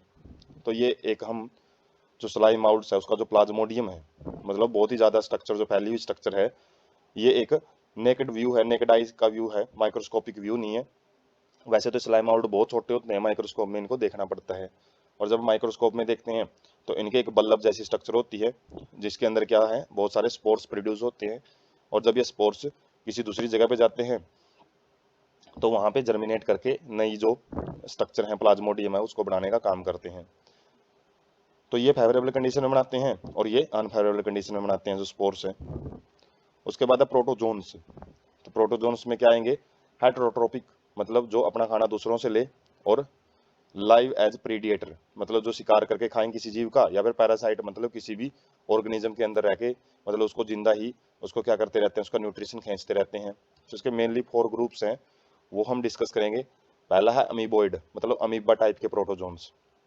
तो ये फ्रेश वाटर में, सी वाटर में और मोस्ट सॉइल हर जगह देखने को मिल सकते हैं, चाहे ताज़ा पानी हो, चाहे साल्टी वाटर हो, चाहे नमी वाली मिट्टी हो। Move and capture their prey by putting out pseudopodia. तो जैसे अमीबा में हम देखते हैं जो खाना लेता है वो सूडोपोडिया फाल्सपीट होते हैं, जो कि एक्सटेंशन एक्सटेंडेड फॉर्म होती है अपनी उसकी बॉडी की, मतलब जो बाहर की तरफ निकली हुई स्ट्रक्चर है उनसे ये खाना पकड़ते हैं। और चलने फिरने का काम भी, लोकोमोशन का जो काम है वो भी सूडोपोडिया से ही करते हैं। Marine forms have silica cells on surface. जो मैराइन फॉर्म होती है उनके पास सिलिका मतलब एक मिट्टी की बनी हुई एक परत होती है, जो कि इनको बचाने का काम करती है, इनकी स्ट्रक्चर को बचाती है, अंदर वाले मटेरियल को बचाती है। सम जो एंट अमीबा होते हैं, ये स्पीशीज हैं अमीबा की, वो पैरासाइट भी होते हैं, मतलब दूसरे जीवों के अंदर भी रहते हैं। जैसे ये हमारे आंतों में भी जब अटैक करते हैं, तो जो एंट अमीबा हिस्टोलिका एक बीमारी, जो एक ऑर्गेनिज्म होता है जिसे अमीबोसिस डिजीज है वो फैलती है, आंतों की बीमारी होती है। उसके बाद है सेकंड फ्लैजेलेटेड प्रोटोजोन्स, इनके अंदर फ्लैजला पाए जाते हैं। तो इनकी जो आइदर फ्री लिविंग, या तो ये फ्रीली रह सकते हैं या फिर किसी जीव के अंदर पैरासिटिक मोड ऑफ न्यूट्रिशन के रूप में रह सकते हैं। और पैरासाइट रहेंगे तो ये पैथोजन मतलब डिजीज जो अलग अलग बीमारियां हैं वो फैलाते हैं। जैसे जो एग्जाम्पल है ट्राइपेनोसोमा, तो ये ब्रेन के अंदर जब चला जाता है, एक बैक्टीरिया है मतलब एक प्रोटोजोन्स है जो कि स्लीपिंग सिकनेस मतलब नींद नहीं आने की, जो नींद आने की बीमारी, मतलब स्लीपिंग सिकनेस का मतलब लगातार पर्सन को नींद आती रहती है। एक इसका उल्टा होता है इंसोम्निया, वो डिजीज डिप्रेशन वगैरह की वजह से आती है जिसमें नींद आनी बंद हो जाती है। लेकिन स्लीपिंग सिकनेस में लगातार नींद आती है, किसकी वजह से? इस प्रोटोजोन्स की वजह से। तो इसकी शेप भी देखेंगे हम। सिलिएटेड प्रोटोजोन्स, इसमें सिलिया पाए जाते हैं और ये एक्वाटिक होते हैं, मतलब पानी में पाए जाएंगे। एक्टिवली मूवेबल, मतलब ये अच्छे ढंग से मूव कर सकते हैं। पीछे हमने पैसिवली देखा था, पैसिवली में तो क्या होता है, वाटर जिस लाइन में जा रहा होता है उसी में तैरते रहते हैं, लेकिन ये अपनी मर्जी से किसी भी डायरेक्शन में मूव कर सकते हैं, क्योंकि इनके पास थाउजेंड्स ऑफ सिलिया, छोटे छोटे हेयर लाइक स्ट्रक्चर प्रेजेंट होते हैं शरीर पे। हैव ए कैविटी, और इनके पास एक गल्ट मतलब एक माउथ जैसी स्ट्रक्चर होती है, जो कि बाहर की तरफ ओपन होती है सेल से, और उसी से खाना वगैरह वो लेते हैं। जैसे एग्जांपल है पैरामीशियम। उसके बाद है स्पोरोजोन्स। तो स्पोरोजोन्स, इनको स्पोरोजोन्स बोलने का मेन रीजन क्या है, क्योंकि इनके पास एक स्पोर लाइक मतलब एक बीज जैसी इफेक्टेड स्टेज होती है, मतलब जो बीमारी फैलाती है। जैसे एग्जांपल है नोट, जो बिल्कुल डेंजरस फॉर्म होती है, नोटोरियस फॉर्म, वो प्लाज्मोडियम है। प्लाज्मोडियम क्या फैलाती है? मलेरिया की जो डिजीज होती है, जो मच्छर से फैलती है। मच्छर इस प्लाज्मोडियम वेक्टर को ही, मतलब प्लाज्मोडियम को ही, पैरासाइट को ही एक जगह से दूसरी जगह पे लेके जाते हैं, और जिसकी वजह से जो मलेरिया है वो बीमारी फैलती है। तो जो शेप है वो देखते हैं हम इनकी चारों की।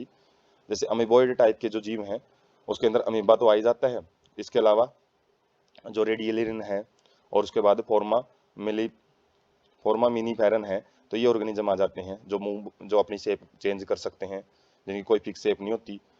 उसके बाद फ्लैजलेट्स में हम देख सकते हैं ट्राइकोमोनास है, और ट्राइपेनासोमा है जो कि स्लीपिंग सिकनेस कोज करता है, और साथ में जो युगलिना है, हालांकि युगलिना हमने अलग से डिस्कस किया है। तो फ्लैजलेटेड के शेप से इन्होंने, जिसके पास फ्लैजला होते हैं उनको रखा गया है, लेकिन जो ट्राइकोडर्मा है और जो ट्राइपेनासोमा है वो प्रोटोजोआ में आते हैं, ये तो युगलिनोइड्स में आता है। जबकि जो सिलिएट्स हैं, सिलिएट्स में जो पैरामीशियम हम डिस्कस करते हैं, तो इसके अंदर एक माउथ जैसी स्ट्रक्चर है जिससे खाना लेता है। बाकी शरीर के ऊपर इसके पास cilia, hair like structure present होते हैं, जो कि इसको खाना वगैरह एब्जॉर्ब करने में मदद करते हैं और साथ में मूवमेंट में भी मदद करेंगे। और उसके बाद है जो ब्लैनिटिडियम है, जो ये भी ये जो पैरामीशियम जैसा ही होता है।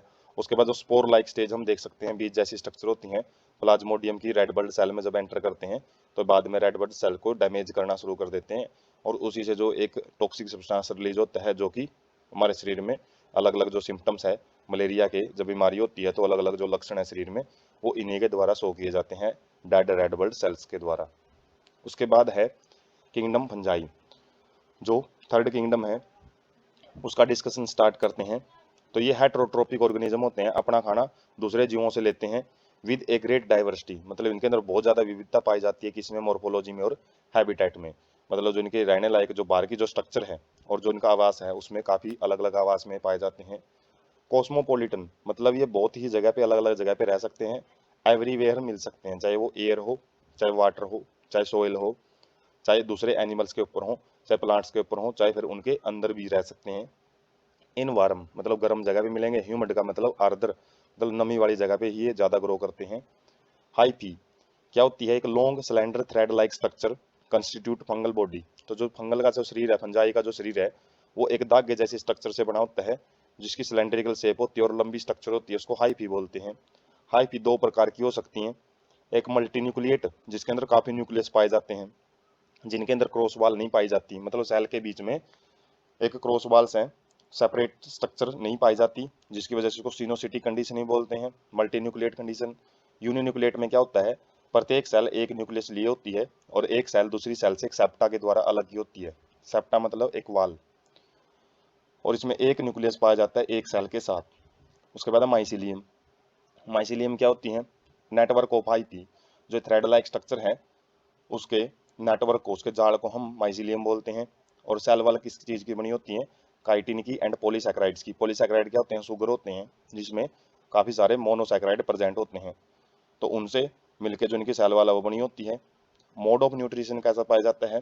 जैसे हमने फर्स्ट पार्ट में भी देखा था, सैप्रोफाइट्स मतलब ये मृत जीवों से अपना खाना लेते हैं, जो गली सड़ी जो चीजें होती हैं उनसे।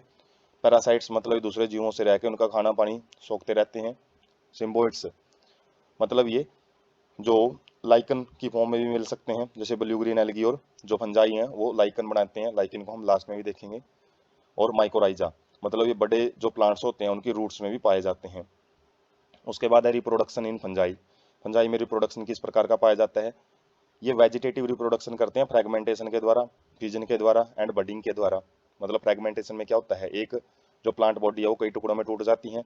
फिजन में एक सेल दो के अंदर या दो से ज्यादा में डिवाइड हो सकती हैं। बडिंग के अंदर एक मुकुलन निकलता है जैसे हाइड्रा में, उस तरीके से फंजाई रिप्रोडक्शन कर सकती है। एसेक्सुअल मोड ऑफ रिप्रोडक्शन में स्पोर फॉर्मेशन ज्यादा देखने को मिलता है। तो स्पोर फॉर्मेशन है, स्पोर बनते हैं, बीज बनते हैं, और जिनको क्या बोलते हैं? कोनिडिया, स्पोरेंजियोस्पोर्स और जूस्पोर्स। अलग अलग नाम है अलग अलग क्लास में, जैसे हम अलग अलग क्लास पढ़ेंगे तो उनके अंदर अलग अलग नाम इनको दिए जाते हैं। सेक्सुअल रिप्रोडक्शन oospores के द्वारा, मतलब ओवम टाइप के स्पोर्स बनते हैं, जो बड़ी स्ट्रक्चर बनती हैं, एस्कोस्पोर और बेसिडियोस्पोर्स। तो ये भी अलग अलग क्लास में देखने को मिलते हैं, किसी में एस्कोस्पोर बनते हैं और किसी में बेसिडियोस्पोर्स बनते हैं। बीज जैसी स्ट्रक्चर होती हैं, गैमेट्स होते हैं हालांकि ये। 3 स्टेप्स इन सेक्सुअल साइकिल। जो इनका सेक्सुअल रिप्रोडक्शन फेज होती है उसमें 3 साइकिल होते हैं। पहला प्लाज्मोगैमी, जिसके अंदर क्या होता है? दो जो प्लाज्मा है, साइटोप्लाज्म है, 2 सेल के जो साइटोप्लाज्म है वो फ्यूज होते हैं, जिसकी वजह से 2 न्यूक्लियस एक सेल में देखने को मिलते हैं, जिसको डाइकैरियो फेज भी बोलते हैं। डाई मतलब 2, कैरियो मतलब न्यूक्लियस, फेज मतलब जो एक टाइम ड्यूरेशन है, तो उसको डाइकैरियो फेज कंडीशन बोला जाता है फंगस की। जो कैरियोगेमी होती है इसके अंदर भी क्या है? शुरुआत में जो साइटोप्लाज्म फ्यूज किए हैं, 2 न्यूक्लियस बन गए थे, फिर वो 2 न्यूक्लियस भी फ्यूज कर जाते हैं, जिससे कि एक डिप्लॉइड सेट देखने को मिलता है। डिप्लॉइड का मतलब है 2 सेट ऑफ क्रोमोसोम। पहले एक न्यूक्लियस में एक सेट था, 2 में 2 सेट थे, तो दोनों फ्यूज हो जाते हैं, तो डिप्लॉइड स्ट्रक्चर जाइगोट जिसको बोलते हैं, वो जाइगोट बनेगा। और जाइगोट के अंदर फिर मियोसिस होगी। मियोसिस में क्या होता है? एक सेल 4 में डिवाइड हो जाती है और वापस सिंगल सेट हो जाते हैं, जो डबल सेट था उसके सिंगल सेट ऑफ क्रोमोसोम हो जाते हैं, जिसकी वजह से हैप्लॉइड स्पोर हैं वो बनते हैं इनके अंदर। तो यह है रिप्रोडक्शन फंजाई में। उसके बाद जो 4 क्लास होती हैं फंजाई की वो देखते हैं। तो जो अलग अलग ग्रुप बना रखे हैं फंजाई के, तो वो किस बेस पे बनाए रखे हैं? उनकी मोर्फोलॉजी कैसी है? मतलब जो माइसिलियम हमने देखा था, हाइपी का जो नेटवर्क है वो बाहर से कैसा दिखाई देता है? मोड ऑफ स्पोर फॉर्मेशन, इनके अंदर जो बीज वगैरह वो कैसे बनते हैं? और फ्रूटिंग बॉडी मतलब जहाँ पे ये बीज बनते हैं, स्पोरेंजिया जिसको बोलते हैं, उनकी शेप स्ट्रक्चर के बेस पे इनको 4 क्लास में डिवाइड किया गया है। क्लासेज क्या है? फाइकोमाइस्टीज हैं, एस्कोमाइस्टीज हैं, बेसिडियोमाइस्टीज हैं, ड्यूरोमाइस्टीज हैं। तो इनकी जो अलग अलग, हम यहाँ पे भी इनकी स्ट्रक्चर्स देख सकते हैं। जैसे फाइकोमास्टीज इनको लोअर फंजाई बोलते हैं, मतलब बिल्कुल इनकी सिंपल ऑर्गेनाइजेशन पाई जाती है। जैसे सैप्रोलेग्निया, राइजोप्स हैं, ये एग्जाम्पल है इनके। म्यूकर है, एल्बुगो है, फाइटम है, तो ये किस में आते हैं? फाइकोमास्टीज में। और उनकी स्ट्रक्चर है जैसे राइजोप्स हम 10th क्लास में देखते हैं, स्पोर फॉर्मेशन होता है, तो बल्लभ जैसी स्ट्रक्चर पाई जाती है और धागे से पाए जाते हैं, तो ये राइजोप्स होते हैं। उसके बाद सैक फंजाई, एस्कोमाइस्टीज मतलब इनकी जो थैले जैसी स्ट्रक्चर बोल होती है इनकी। और मतलब इनकी स्पोरेंजिया की सैक लाइक स्ट्रक्चर होती है, जो जब डिटेल में देखेंगे एक एक स्लाइड में इनके बारे में, चारों के बारे में डिस्कस करेंगे। तो इसमें जो एग्जांपल है यीस्ट, एस्पार्गिलस, पेनिसिलियम, न्यूरोस्पोरा और पिजिजा, तो ये आ जाते हैं। न्यूरोस्पोरा की स्ट्रक्चर है वो देख सकते हैं, माइक्रोस्कोपिक स्ट्रक्चर है ये। जबकि बेस्डियो माइस्टीज में क्लब फंजाई होती हैं, ब्रैकेट फंजाई बोलते हैं। और इनके अंदर अगैरिकस मशरूम आ जाती है, पोलीपोरस, पक्सिनिया, यूस्टेलागो एंड लाइकोपेडोरन पैराडोन। तो लाइकोपेडोन ये एग्जांपल्स हैं, तो इनमें से हम दो दो एग्जांपल भी याद रखेंगे तो वो एग्जाम पॉइंट ऑफ व्यू से काफ़ी है। और अगैरिकस का जो मशरूम हम देखते हैं ओगियोई, जो ज़्यादातर जो पेड़ की छाल वगैरह है या फिर जो पुरानी जो डेड चीज़ें हैं उनके ऊपर उगी मिलती है। जबकि डिटोरोमा स्टेज में फंगी फंजाई इम्परफेक्टी बोलते हैं इनको। इनका जो स्पेशल कोई ऐसी क्लास नहीं है, इनके अंदर जो सेक्सुअल मोड ऑफ रिप्रोडक्शन नहीं पाया जाता। और जिन भी फंजाई को हम शुरुआत में खोजते हैं, जब उनमें सेक्सुअल रिप्रोडक्शन हम नहीं डिस्कवर कर पाते हैं, तो उनको डिटोरोमा स्टेज में रख दिया जाता है। तो इसके अंदर क्या क्या आते हैं? शीर्षोस्पोरा, कोलेटोट्राइकम, ट्राइकोडर्मा, पायरिकुलेरिया एंड फ्यूजारियम। तो फ्यूजारियम की जो शेप है वो देख सकते हैं, माइक्रोस्कोपिक स्ट्रक्चर है, इनमें ये सारी माइक्रोस्कोपिक है। बस ये जो अगैरिकस है वो हम नेकेड आई से देख सकते हैं। तो अलग अलग 4 क्लासेज हैं, इन्हीं के बारे में एक एक करके पढ़ते हैं। सबसे पहले फाइकोमाइस्टीज। तो इसके अंदर क्या है? ये एक्वेटिक हैबिटेट में पाए जाते हैं, मतलब पानी के अंदर ज़्यादा पाए जाएंगे। और साथ में जो डिकेइंग वुड है, जो गली सड़ी लकड़ी है, कहाँ पे? मॉइस्ट नमी वाली जगह पे, डैम्प का मतलब दलदली क्षेत्रों में ज़्यादा पाए जाते हैं। एंड ऑल ओब्लिगेट पैरासाइट होते हैं, मतलब ये किसी भी जो ऑर्गेनिज्म है उसके ऊपर रहते हैं। ओब्लिगेट का मतलब है उसके बगैर ये रह नहीं सकते। तो कुछ पार्टिकुलर ऑर्गेनिज्म या पार्टिकुलर प्लांट्स के अंदर ही ये पाए जाते हैं। माइसीलियम एसेप्टेट, मतलब जो माइसीलियम है उसके अंदर जो सेप्टा बने हुए, सेप्टा नहीं बने होते, और जिसकी वजह से सिनोसिटी कंडीशन पाई जाती है, बहुत सारे न्यूक्लियस पाए जाते हैं, मल्टी न्यूक्लिएट कंडीशन है। और जो एसेक्सुअल रिप्रोडक्शन है वो जू स्पोर्स के द्वारा बनता है। जू स्पोर्स मतलब मोटाइल स्पोर होते हैं जो मूव कर सकते हैं, जिनके पास फ्लैजला होता है। और जो नॉन मोटाइल स्पोर्स भी बनते हैं, जिनको एप्लाइनोस्पोर्स बोला जाता है। Produced endogenously in the sporangium. तो ये स्पोरेंजियम के अंदर ही बनते हैं, मतलब कोई स्पेशल स्ट्रक्चर नहीं बनती, स्पोरेंजियम के अंदर ही इनको प्रोडक्शन होती है एसेक्सुअल रिप्रोडक्शन में। जबकि सेक्सुअल रिप्रोडक्शन में जाइगोस्पोर बनते हैं। और ये कैसे बनते हैं? फ्यूजन ऑफ टू गैमेट्स, दो गैमेट्स जब फ्यूज होंगे तो उनसे एक स्ट्रक्चर बनेगी, जाइगोट बनेगा, और जाइगोट से जाइगोस्पोर बना हुआ है। और जो यहाँ पे फ्यूजन है वो किस टाइप का मिल सकता है? आइसोगैमस, जिसमें दोनों गैमेट एक जैसे हों। अनआइसोगैमस, जिसमें दोनों गैमेट्स अलग अलग टाइप, अलग अलग मॉर्फोलॉजी लिए हुए हों। और ऊगैमस, जिसके अंदर एक बड़ा गैमेट होता है, एक स्मॉल गैमेट होता है, तो उनके फ्यूज होने से जाइगोस्पोर बनता है। एग्जाम्पल है Mucor, rhizopus, bread mould and अल्बुगो। तो ये अलग अलग एग्जाम्पल है फाइकोमैस्टीज में। और अल्बुगो को पैरासिटिक फंजाई, मतलब ये एक डिजीज कोज करती है मस्टर्ड प्लांट में, तो एल्बुगो फाइकोमैस्टीज में आती है। जबकि जो ब्रेड माउल्ड है उसको हम राइजोप्स बोलते हैं, जो ब्रेड को नुकसान पहुंचाता है, मतलब जो ब्रेड पे उग जाता है। और जो एग्जाम्पल है म्यूकर हम देख सकते हैं, जो कि एक स्पोरेंजिया टाइप की स्ट्रक्चर, एक बल्लभ सा लिए होते हैं अपने ऊपर, जो ब्लू कलर का आपको दिखाई दे रहा है।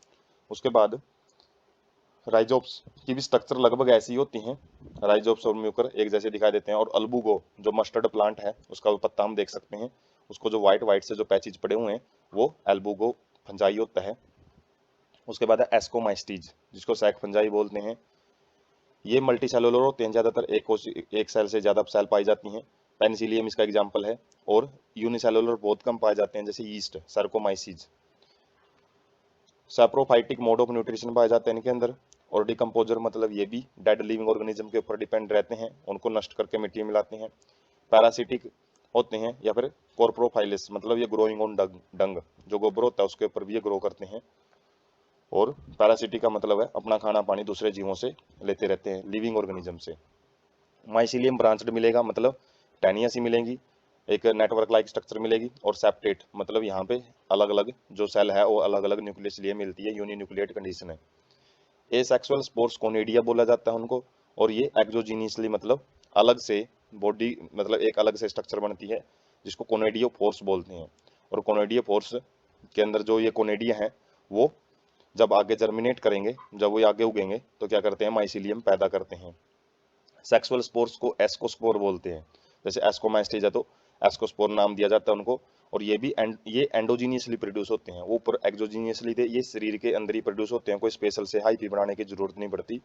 और इसके अंदर प्रोड्यूस होते हैं एक थैली के अंदर, जिसको एस्की बोलते हैं, सैक फंजाई इसलिए बोलते हैं इनको ASCII, arranged in different types of the protein bodies. तो प्रोटीन बॉडीज के अंदर ये अलग अलग टाइप से अरेंजमेंट में पाए जाते हैं, जिसको एस्कोकार्प बोला जाता है। प्रोटीन बॉडीज को एस्कोकार्प, जिसके अंदर एस्की पाई जाती हैं, और एस्की के अंदर क्या पैदा होते हैं, एस्कोस्पोर्स। एग्जाम्पल है एस्पार्गिलस, क्लाविसेप्स एंड न्यूरोस्पोरा। तो न्यूरोस्पोरा को तो हम बहुत ज़्यादा यूज भी करते हैं कि इसमें बायोकेमिकल एंड जेनेटिक वर्क के अंदर, मतलब बहुत ज़्यादा एक्सपेरिमेंट किया जाता है न्यूरोस्पोरा के ऊपर, अलग अलग जो जेनेटिक कॉम्बिनेशन समझने के लिए। और मोरल्स एंड ट्रफल्स, ये एडिबल फॉर्म होती हैं, एंड डेलिशियस, मतलब ये मतलब किसी भी चीज़ को, मतलब एक जो अलग अलग जो सब्सटेंस होते हैं, खाने लायक जो चीज़ें होती हैं, उनके स्वाद को बढ़ाने में भी यूज की जाती हैं।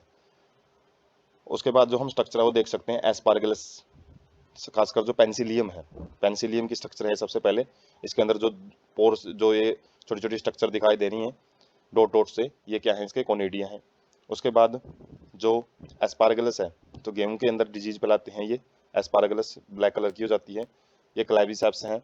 और उसके बाद जो ये न्यूरोस्पोरा वगैरह जेनेटिक वर्क के लिए यूज किया जाता है। और साथ में जो ये मोरल्स हैं और ट्रफल्स हैं, तो मोरल्स और ट्रफल्स को इनको खाने के लिए भी यूज किया जाता है। तो इस तरीके से जितने भी ये फंजाई हैं ये एस्कोमाइस्टीज में आती हैं। उसके बाद वैसे न्यूरोस्पोरा की जो हमने पीक है वो पहले जब हम एक साथ क्लासेस देख रहे थे सारी, वहाँ पे भी देखी हैं। और बाकी जो ये एग्जांपल्स हैं यहाँ पे किस किस के दिए गए हैं, पेनिसिलियम का दिया है, एस्पार्गलस का दिया है जो गेहूं के अंदर है, और उसके बाद जो क्लाइविसेप्स का दिया है। उसके बाद है बेसिडियोमाइस्टीज, जिसको ब्रैकेट फंजाई या फिर पफ बाल भी बोलते हैं। तो grow in soil on logs, tree stumps and in living plant bodies as parasites. तो ये मिट्टी के अंदर भी पाए जाते हैं। लॉग्स मतलब लट्ठे होते हैं, जो लकड़ियाँ एक जगह रख देते हैं, वहाँ पे उग जाती हैं ये। ट्री स्टम्प्स का मतलब है पेड़ के जो निचले वाले पोर्शन में, जो बेसल पोर्शन में भी उग जाती हैं, बारक वाले पोर्शन में भी उग जाती हैं। इन लिविंग प्लांट बॉडी, तो ये खासकर जो लिविंग प्लांट बॉडी हैं उनके अंदर भी पाई जाती हैं, जैसे रस्ट एंड स्मट्स नाम की डिजीज है वो फैलाती हैं। माइसिलियम ब्रांच्ड होता है और सेप्टेट होता है, मतलब ब्रांचिंग पाई जाएंगी, और यूनिन्यूक्लिएट कंडीशन है। जो एसेक्सुअल रिप्रोडक्शन है वो इनके अंदर नहीं पाया जाता वैसे, लेकिन जो वेजिटेटिव रिप्रोडक्शन है वो फ्रेगमेंटेशन के द्वारा पाया जाता है। उसके बाद है सेक्सुअल रिप्रोडक्शन। तो सेक्सुअल रिप्रोडक्शन है वो, उसके अंदर जो सेक्स ऑर्गन है वो एब्सेंट होते हैं, लेकिन प्लाज्मोगैमी होता है, दो सेल हैं उनका जो साइटोप्लाज्म है वो फ्यूज होएगा, जो वेजिटेटिव या सोमैटिक सेल्स है। स्पेशल यहाँ पे कोई गैमेट्स नहीं बनते हैं, सोमैटिक सेल्स ही फ्यूज हो जाती हैं। मतलब दो प्रकार की सेल होती हैं, एक सोमैटिक सेल, एक जर्म सेल। जर्म सेल ही रिप्रोडक्शन में पार्टिसिपेट करती हैं वैसे सेक्सुअल रिप्रोडक्शन में, लेकिन सोमैटिक सेल यहाँ पे फ्यूज होंगी और डिफरेंट स्ट्रेन की होंगी वो, और डिफरेंट जीनोटाइप हो सकता है। वो फ्यूज होकर क्या करती हैं, एक डाइकैरियोफेज बनाती हैं, और जिसकी वजह से डाइकैरियोटिक मतलब दो न्यूक्लियस लिए हुए एक बेसिडियम बनता है। और कैरियोगैमी के बाद मियोसिस होएगी, जो हमने स्टार्टिंग में भी देखा था। और मियोसिस क्या करती है, एक्सोजीनियसली 4 बेसिडियोस्पोर्स है वो पैदा करेगी, और basidia which are arranged in fruiting bodies basidiocarp, जो कि आगे जाके बेसिडियोकार्प के अंदर जो बेसिडियोस्पोर्स हैं वो पैदा होते हैं। और तो हम देख सकते हैं जो मशरूम है वो एक पफ बाल जैसी दिखाई देती है, मतलब जो गोल होती है ऊपर से, इसलिए इन फंजाई को पफ बाल भी बोला जाता है। और जो समट है ये डिजीज होती है, जैसे हम देख सकते हैं कोरन के अंदर ये जो बहुत कुछ जो स्ट्रक्चर है वो बिल्कुल फैली हुई सी है, गांठें सी बनी हुई हैं, तो वो समट होती हैं। और पक्सिनिया ये किसके अंदर देखने को मिलती है, वीट के अंदर। वीट का जो स्टेम है उसके ऊपर ये जो रस्ट है जंग सा दिखाई देता है, जो कि पक्सिनिया की वजह से फैलता है। उसके बाद है ड्यूटेरोमाइस्टीज, जिसको इम्परफेक्ट फंजाई बोलते हैं। इम्परफेक्ट क्योंकि ये परफेक्ट नहीं होती, सेक्सुअल रिप्रोडक्शन में नहीं पाया जाता, इसमें केवल एसेक्सुअल या फिर वेजिटेटिव फेज ही पाए जाते हैं, वही हमने डिस्कवर किए हैं इनके अब तक। न्यूट्रिशन कैसा है इनके अंदर, सैप्रोफाइटिक, पैरासिटिक एंड डिकम्पोजर, मतलब ये डेड लिविंग के ऊपर भी रह सकती हैं, पैरासिटिक फॉर्म भी इनके अंदर पाई जा सकती हैं, और सैप्रोफाइटिक को ही डिकम्पोजर बोला जाता है।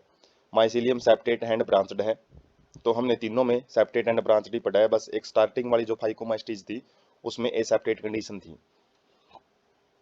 वंस परफेक्ट मतलब सेक्सुअल स्टेज एक बार जब इनमें पता कर ली जाती है, तो इनको फिर एस्कोमाइस्टीज या बेसिडियोमाइस्टीज में रख दिया जाता है।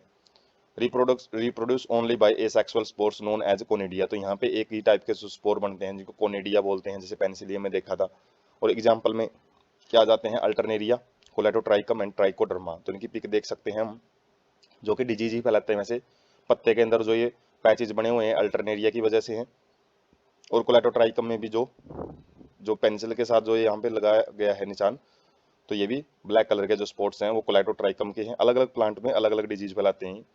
और जो ट्राइकोडर्मा है, इसको जब हम माइक्रोस्कोप में देखते हैं तो इसकी जो शेप है इस तरीके की दिखाई देती है।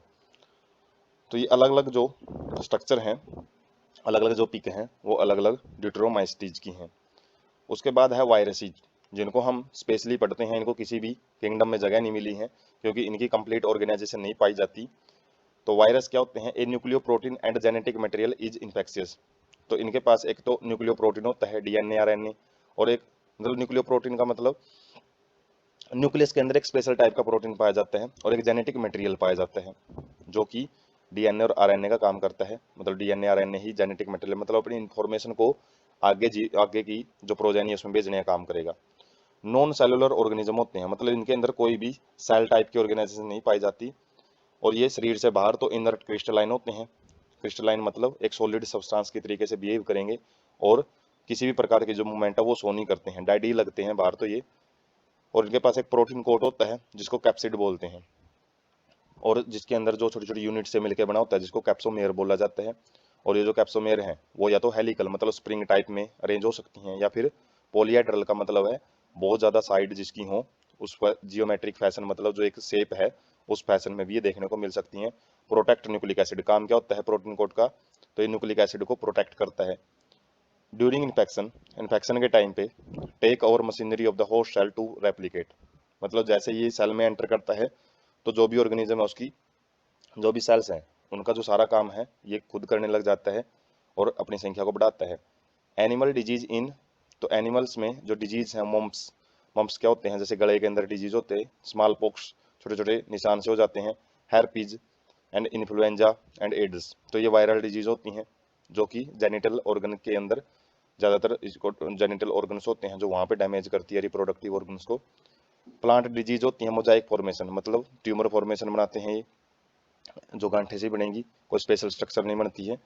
लीफ रोलिंग एंड कर्लिंग, जो पत्ते हैं वो मुड़ने शुरू हो जाते हैं और कर्लिंग एक कर्ल शेप बना लेते हैं। येलोइंग मतलब जो पीले पड़ जाते हैं वो। वेन क्लियरिंग मतलब उनकी जो वीन्स हैं वो बिल्कुल साफ साफ दिखाई देने लग जाती हैं। ड्वार्पिंग, बौने रह जाते हैं, और स्टंड ग्रोथ का मतलब है उनकी ग्रोथ है वो रुक जाती है। तो जो वायरस की शेप है, पोलियाड्रन शेप की बात कर रहे हैं, तो ये वायरस की एक शेप है। और इसका जो हेड रीजन है ये नेक रीजन है, मतलब कॉलर रीजन भी बोला जाता है। और नीचे क्या हो प्रेजेंट होती हैं, कुछ टेंटेकल्स प्रेजेंट होते हैं या फिर फीट प्रेजेंट होते हैं जो कि इसको मूव करने में मदद करते हैं। और हेड रीजन में इनके पास जेनेटिक मटेरियल होता है। ये है जो कोरोना वायरस का जो वायरस, जरूरी नहीं है कि इस फॉर्म में हो, अलग अलग फॉर्म में वो पाए जा सकते हैं। उसके बाद है history and genetic material in virus. Virus के अंदर हिस्ट्री है, वो देखेंगे इतिहास क्या कुछ कहता है वायरस का। दमित्री लेवोन्स्की, तो ये साइंटिस्ट हैं, इन्होंने सबसे पहले जो वायरस शब्द है वो दिया था। और इसका मतलब क्या होता है, विनोम या फिर पॉइजनस फ्लूइड, जहर के लिए जो शब्द है वो यूज किया जाता है। And recognised in mosaic disease of tobacco, तो टोबैको के अंदर जो मोजाइक डिजीज है जो ट्यूमर फॉर्मेशन वगैरह करते हैं, तो वहाँ पे इसको सबसे पहले खोजा गया था, पहचाना गया था। WM बेजरनिक, तो ये दूसरे साइंटिस्ट हैं जिन्होंने ये बताया था एक एक्सपेरिमेंट करके कि एक इन्फेक्शन है हेल्थी प्लांट्स में भी कोज किया जा सकता है यदि हम क्या करें, किसी भी जो डिजीज्ड प्लांट है वहाँ से एक फ्लूइड लें, उसका कोई भी फ्लूइड हो सकता है, जिसको इसने नाम दिया था कॉन्टेंजियम विवियम फ्लूडियम, मतलब इन्फेक्शन कोजिंग फ्लूइड या इन्फेक्शियस लिविंग फ्लूइड, जो इन्फेक्शन क्रिएट कर सके, जो दूसरे लिविंग जो हेल्थी प्लांट है उनके अंदर भी संक्रमण फैला सके, बीमारी फैला सके, तो उस फ्लूइड को इसने नाम दिया था ये। उसके बाद है WM स्टेनले, ये तीसरे साइंटिस्ट हैं, इन्होंने क्या बताया था कि जो वायरस हैं उनकी क्रिस्टलाइज्ड फॉर्म को इसने अलग करके दिखाया था, कंसिस्ट ऑफ प्रोटीन, और ये किसकी बनी होती है, प्रोटीन की बनी होती हैं। और जेनेटिक मटेरियल के बेस पे भी यदि बात करें तो वायरस के अंदर जो जेनेटिक मटेरियल है वो आरएनए भी हो सकता है, राइबो न्यूक्लिक एसिड, डीएनए भी हो सकता है, डीऑक्सी राइबो न्यूक्लिक एसिड, ये सेंटर में पाए जाते हैं बिल्कुल, जो कि इंफॉर्मेशन है एक पीढ़ी से दूसरी पीढ़ी में लेके जाने का काम करते हैं। प्लांट वायरस हैं जो, उनके पास सिंगल स्ट्रैंडेड आरएनए पाया जाता है, मतलब एक ही चेन पाई जाती है, एक धागे के रूप में आरएनए होता है। जबकि एनिमल वायरस के अंदर single stranded RNA, double stranded RNA या फिर डबल स्ट्रैंडेड डीएनए, तो अलग अलग फॉर्म होती हैं। सिंगल स्ट्रैंडेड जैसे एक सिंपल एक चेन पाई जाएगी न्यूक्लियोटाइड्स की, और डबल स्ट्रैंडेड के अंदर दो चेन है आपस में लिपटी हुई मिलेंगी, वो आरएनए की भी हो सकती हैं, वो डीएनए की भी हो सकती हैं। जबकि जो बैक्टीरियल वायरस है, बैक्टीरियोफेजी जिसको बोलते हैं, जो बैक्टीरिया को इन्फेक्ट करते हैं, उनके अंदर हमेशा डबल स्ट्रैंडेड डीएनए वायरस पाया जाता है। तो यहाँ से 1 मार्क क्वेश्चन है, वो बहुत बार पूछने के चांस रहते हैं कि प्लांट वायरस है उनके अंदर क्या पाया जाएगा, किस टाइप का जेनेटिक मटेरियल है, एनिमल में किस टाइप का है, और बैक्टीरियोफेजी में किस टाइप का जो वायरस है, जो खासकर जो जेनेटिक मटेरियल है वो पाया जाता है। उसके बाद है वायरोइड्स एंड प्रायोन्स। तो जो अलग टाइप के जो ऑर्गेनिज्म है वायरस के अलावा हैं ये, तो इनको भी कोई सिस्टम ऑफ क्लासिफिकेशन में जगह नहीं मिली है। तो वायरोइड्स क्या होते हैं, तो सबसे पहले टी ओ डोनियर ने इनको डिस्कवर किया था, फ्री इन्फेक्शियस आरएनए। तो जैसे हमने उसमें वायरस में पढ़ा है कि वहाँ पे तो एक आरएनए भी मिलेगा, आरएनए या डीएनए, और साथ में प्रोटीन कोट भी मिलता है, लेकिन यहाँ पे केवल आरएनए पाया जाता है, प्रोटीन कोट अब्सेंट होता है, और ये वायरस से छोटे होते हैं। और कहाँ पे खोजा गया था इनको, पोटैटो स्पिंडल ट्यूबर डिजीज एक बीमारी होती है पोटैटो के अंदर, तो वहाँ पे इनको खोजा गया था, और इनके पास प्रोटीन कोट अब्सेंट होता है जो कि वायरस में पाया जाता है। RNA of the viroid was of low molecular weight. तो जब इनको मापा जाता है, तोला जाता है, तो बहुत ही छोटी इकाई होती है, जो मोलिकुलर वेट डाल्टन में इनको मापा जाता है, जिनका वेट है, तो इनका वेट है वो वायरस से बहुत ही कम पाया जाता है। उसके बाद प्रायोन्स। प्रायोन्स क्या होते हैं, एबनॉर्मली फोल्डेड प्रोटीन। तो ये केवल प्रोटीन स्ट्रक्चर इनके अंदर पाई जाती है, इनके पास कोई भी जेनेटिक मटेरियल नहीं होता, मतलब आरएनए प्रेजेंट नहीं होता, और इनका जो साइज है वायरस के साइज के बराबर ही होता है। और इन्फेक्शियस न्यूरोलॉजिकल डिजीज, मतलब जो ब्रेन से रिलेटेड डिजीज हैं वो फैलाते हैं ये। मोस्ट नोटेबल डिजीज, जो सबसे ज़्यादा जो डिजीज पाई जाती है वो बोविन स्पोंजीफेरम एनसेफेलोपैथी, तो BSE डिजीज बोलते हैं, जिसको मैड काउ डिजीज बोला जाता है कॉमनली। मतलब ये कैटल्स में पाई जाती है, जिनके जो दिमाग के अंदर ये डिजीज होती है, तो वो मतलब पागलों जैसा बिहेव करना शुरू कर देती हैं। और ह्यूमंस के अंदर भी इसी का एक एनालॉग का, मतलब जिसका फंक्शन सेम हो, मतलब इंसानों में भी जो दिमाग की बीमारी फैलाता है उसका नाम क्या है, डॉक्टर नहीं, डॉक्टर नहीं, CR है, CR जैकोब डिजीज, मतलब उस डिजीज को बोलते हैं CR जैकोब डिजीज या CJD।